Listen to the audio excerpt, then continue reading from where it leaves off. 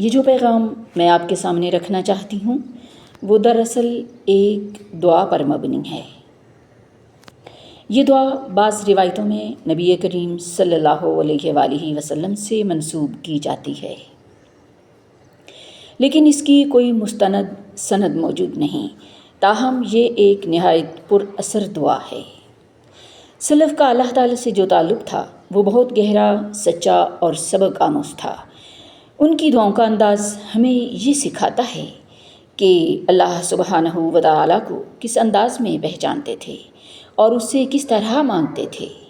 اے اللہ، جو تو نے میرے لیے مقدر فرمایا ہے مجھے اس پر راضی کر دے، اور جو مقدر ابھی آنے والا ہے اس میں میرے لیے برکت عطا فرما، اور ایسا کر کہ میں اس چیز کی جلدی نہ کروں جسے تو نے مؤخر فرمایا ہے، اور نہ اس میں تاخیر کی خواہش رکھوں جسے تو نے جلدی فرمایا ہے۔ یہ دعا اگر ہم غور سے دیکھیں تو بہت زبردست پرحکمت انداز اپنے اندر سموئے ہوئے ہے۔ یہ دراصل اس الجھن اور بے چینی کا علاج ہے جو اکثر انسان کو اللہ تعالیٰ کی قضا اور قدر سے ہوتی ہے۔ ہماری پوری زندگی ایک دوڑ بن گئی ہے۔ ہر صبح ہم اٹھتے ہیں اور وقت کی کمی کا احساس ہمیں گھیر لیتا ہے۔ ہم ہر کام جلدی جلدی میں کرنا چاہتے ہیں۔ اگر کوئی کام ہماری منصوبہ بندی کے مطابق نہ ہو یا کسی وجہ سے رک جائے تو ہمیں بے چینی ہونے لگتی ہے۔ بالکل ویسے ہی جیسے ایک بچہ گاڑی میں بیٹھا بار بار پوچھتا ہے کیا ہم پہنچ گئے، ویسے ہی ہم اللہ رب العزت سے دعائیں مانگتے ہیں اور دل میں یہی ہوتا ہے کیا میری دعا پوری ہوئی، ابھی تک کیوں نہیں ہوئی۔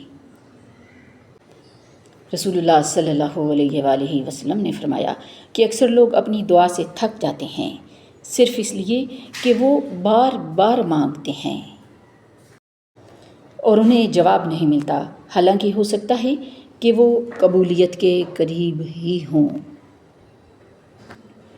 لیکن وہ صبر نہیں کر پاتے اور کہہ دیتے ہیں میں نے دعا مانگی لیکن کچھ نہیں ہوا۔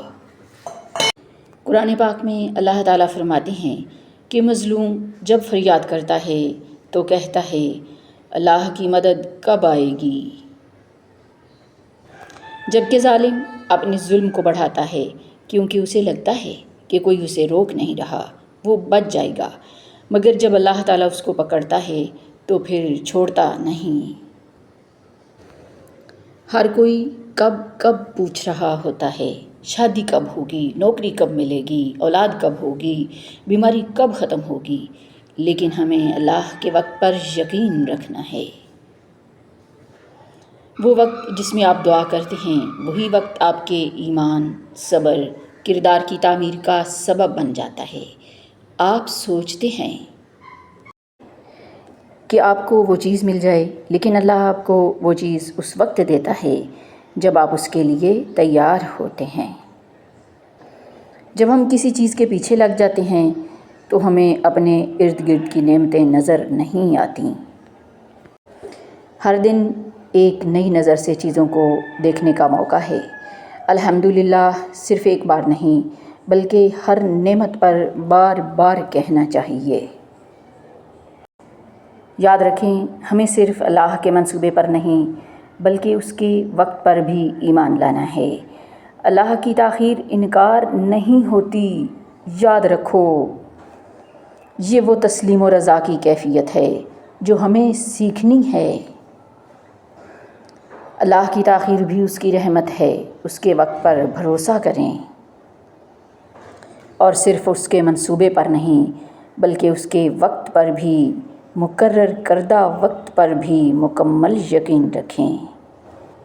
میری دعا ہے کہ اللہ تعالیٰ ہمیں اپنی قضا پر راضی رہنے والا اور آنے والے وقت میں برکت پانے والا بنا دے۔